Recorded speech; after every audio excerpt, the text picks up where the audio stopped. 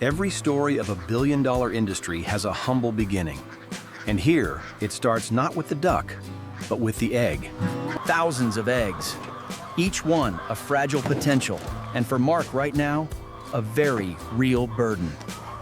This work repeats for hours, but the focus is absolute. Any mistake in this first stage comes at a cost. Drilling? Sarah, how long have you been doing this? This is the moment of truth. Candling, an old but effective technique to sort life from what never had a chance to begin. After 28 days waiting in darkness and warmth, life explodes. This is the sound of the busiest day. The beginning and the outcome happen simultaneously. A ceaseless cycle of production. The room is filled with chirping. For them, these are the first moments of life. For the workers, the clock begins to count down. They need to be completely dry before moving. Kevin is checking on the weakest ones. In a large batch like this, not all survive. Paul, speed is key right now, isn't it?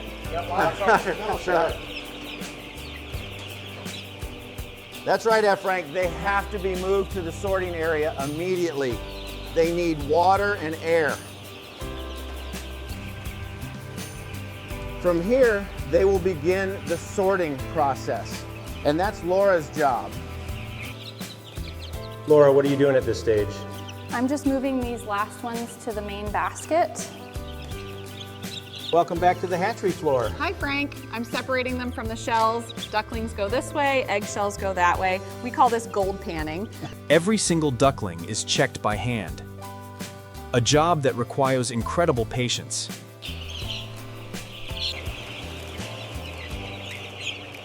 Laura, hurry up. The next batch is coming down. Carefulness is paramount. Overlooking a life, no matter how small, is a waste they don't want. The remnants of the hatching process. These empty shells will be processed while their former occupants begin a new journey. This is the final check. The hatching phase is complete. Now they are officially one-day-old ducklings and ready for their first trip. These thousands of tiny lives won't be here long. They're being gathered, ready for their journey to a new home. Robert, you seem to be very fond of them, but this work, it looks tough. They're very fragile, Frank. You have to be gentle. But yes, it's tough. Tomorrow morning, they have to be at the new farm, hundreds of miles from here. Transportation must be quick. These ducklings cannot tolerate high temperatures for too long. This truck is their mobile lifeline. Not all farms can be reached by road. In this swamp region, the waterway is the only path. Stack them close, Brian. The sun's about to get scorching. We have to leave now. The journey ends.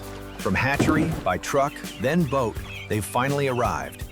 But the real challenge has just begun. This is their first slide into the real world. After a long journey, they are welcomed by fresh straw and... Anthony?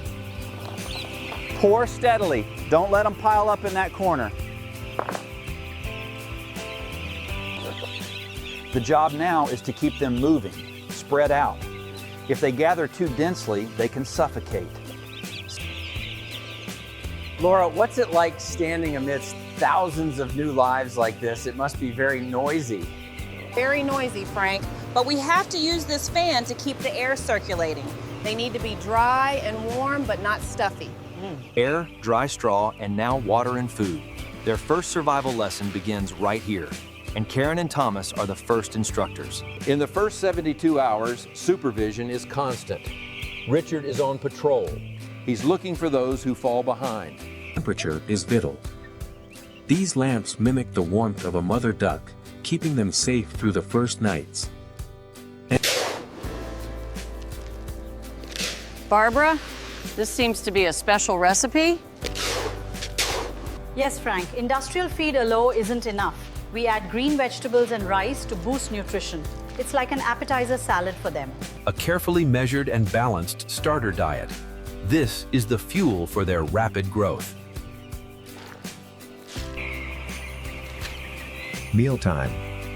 This scene of controlled chaos unfolds multiple times a day. Linda. Oh! Scatter it evenly. Don't let them fight over it in the corner. Competition starts early.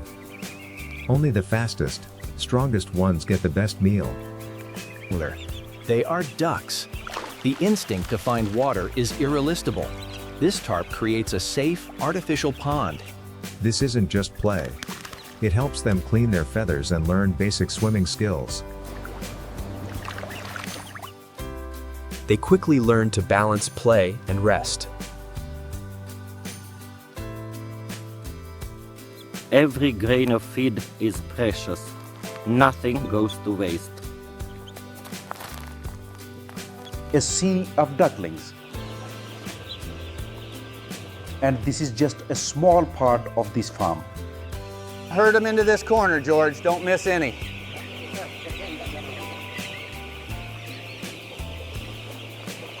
This is the first vaccine, protecting them from diseases.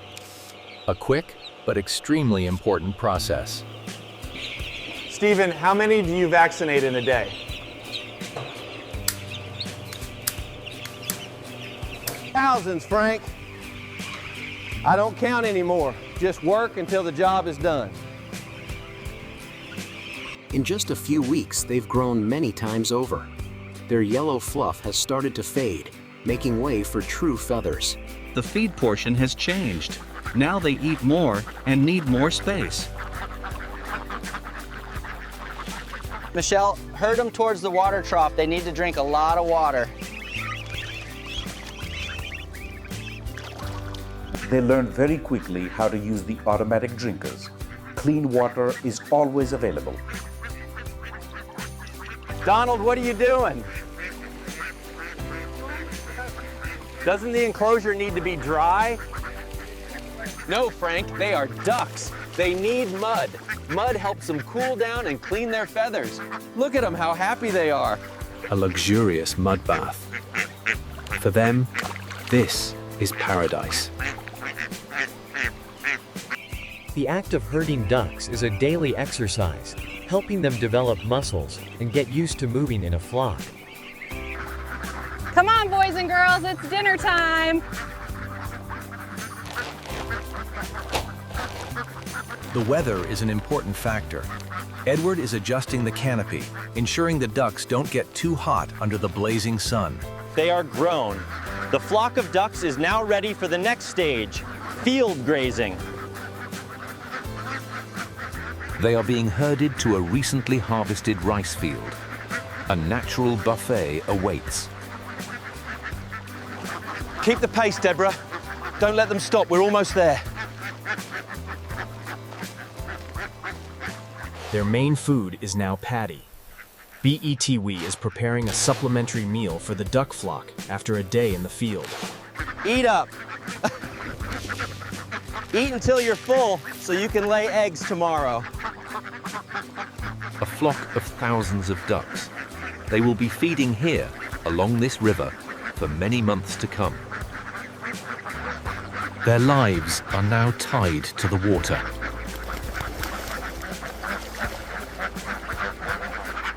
The work doesn't end when the sun sets. Cynthia is harvesting the first batch of eggs for the night. Ducks usually lay eggs at night. This is the most important time of the day for the farmer. They are going to eat dom, the flooded rice fields after harvest. They are an efficient cleanup crew, eating up all the snails and leftover rice.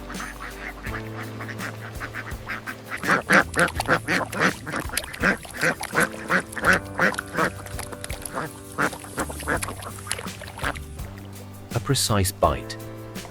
This protein-rich diet is key to the quality of the egg. After eating their fill, they spend time resting and grooming. The breeding season is underway.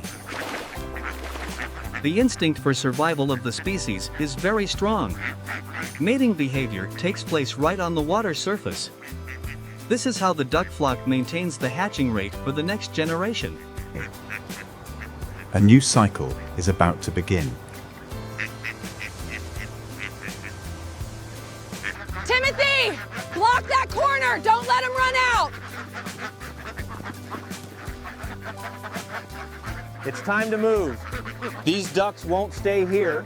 They will be taken up to a mobile home. A house on the river. This boat is specially designed for raising, laying ducks. Good, good. Get on the boat, girls.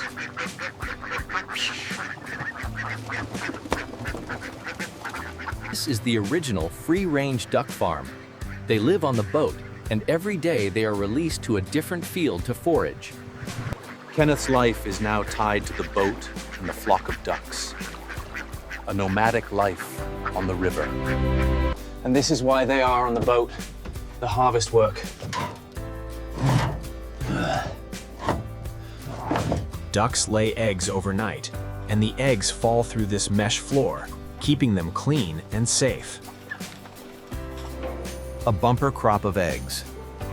Each one of these is the result of a day in the field.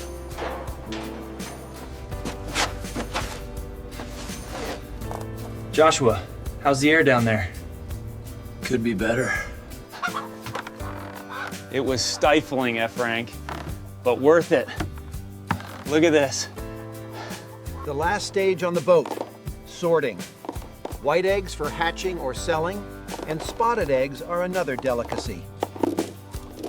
That's Paul. Paul, how do you sort them so quickly? It's just experience, Frank. Do it long enough and your hands will know. Now, it's time for them to get to work. A perfect cycle. Up the boat to sleep and lay eggs. Down the river to eat and live. On and on it goes. We set up the night camera to capture this miraculous moment. The moment the egg is born. The beginning of a new generation, or the supply for our breakfast.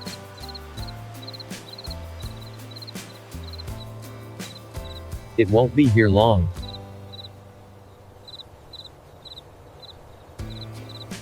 Maternal instinct and the instinct for production both take place in the darkness. An incredible natural process happening thousands of times every night here. Some farms don't use boats. They harvest right on the field. Jeffrey is checking his gold mine. The work begins at twilight. And ends at dawn, before a completely new cycle begins again. Dawn is still far away, but on this farm, the production day has long begun. The result of one night. This is the farm's white gold, the supply for hatcheries and processing plants. Feeding an army. This is the crucial meal before they begin their daily journey. They move towards the light. It's the only way to control tens of thousands of animals in the dark. This is a race against time. Thousands of eggs must be harvested before the duck flock begins to move. Every egg is important. This meticulousness is the first step in a complex supply chain. Quality control isn't just about the final product. It starts with caring for each individual. Food must be distributed evenly. In a large flock like this, chaos can erupt at any moment. And then, the migration begins. The call of the fields. The duck herder. An ancient occupation, but practiced on a modern industrial scale. Amidst thousands, the cycle of life continues. This is the most natural simulated breeding environment possible. This is not sheep herding. With thousands of ducks, a simple mobile net is the most effective tool to keep them on track. The work isn't just about herding. It's also about preparing the destination. Each new area must be carefully fenced. This net defines the boundaries.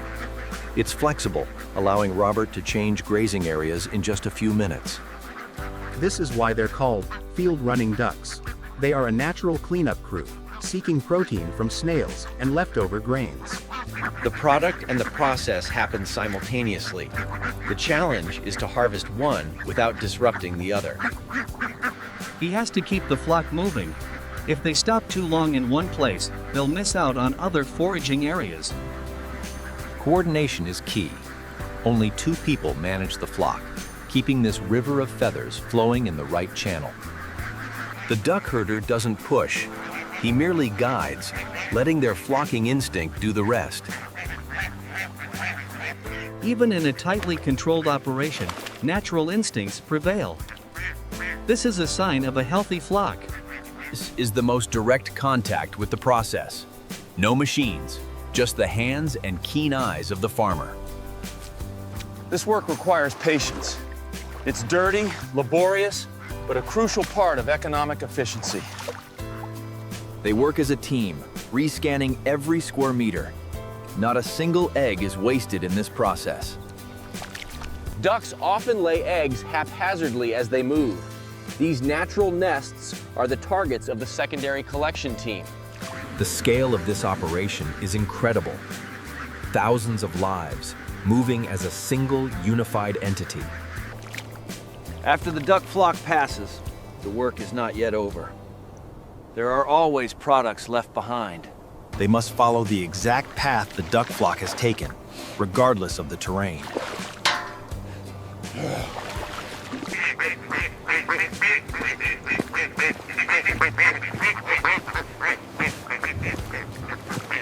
A quick initial processing step right on site. Washing off the mud will make processing at the factory easier. Every egg like this, if left behind, is a small loss. Compounded by thousands, it becomes a big problem.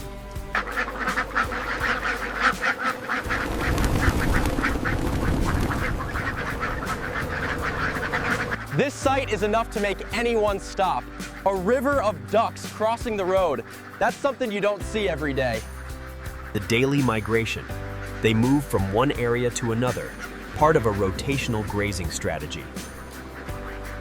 The scale of this operation is emphasized when placed next to fixed infrastructure.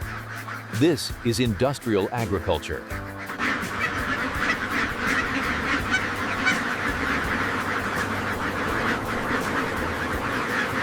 They've arrived at a new foraging area. Workers stand at the perimeter, ensuring the flock doesn't wander off. They are like shepherds, but with a completely different kind of livestock. They drive the duck flock by creating pressure on its flanks. The goal is natural food. This mud layer is rich in snails and insects, an important supplemental protein source. Modern technology meets tradition. The scooter becomes the most mobile duck herding dog, helping to quickly and effectively guide the flock. This is when the process shifts from harvesting to moving. The entire duck flock must be brought to a new grazing area. The logistics team moves with the flock. They ensure traffic safety and herd any stragglers back. The terrain changes. From open fields, they're now funneled into a narrow ditch. This makes them easier to control. The destination is a mud pond. This is duck paradise. The nutrient-rich mud is full of snails and small insects. Decades of experience are watching. Susan ensures the duck flock enters the water safely, without clumping or getting stuck. They fill the ditch, moving like a thick, dense current. The workers just need to observe and let them flow. Local life has to adapt. When the duck flock moves, everything else has to stop.